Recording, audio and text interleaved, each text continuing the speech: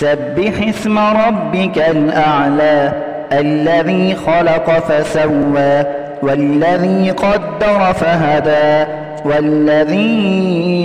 أخرج المرعى فجعله غثاء أحوى سنقرئك فلا تنسى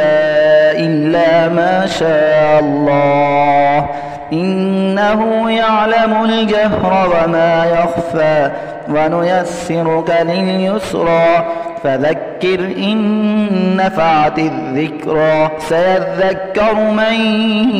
يخشى ويتجنبها الأشقى الذي يصلى النار الكبرى ثم لا يموت فيها ولا يحيا قد أفلح من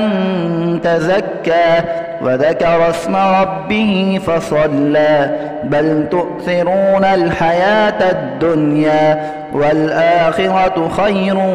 وأبقى إن هذا لفي الصحف الأولى صحف إبراهيم وموسى.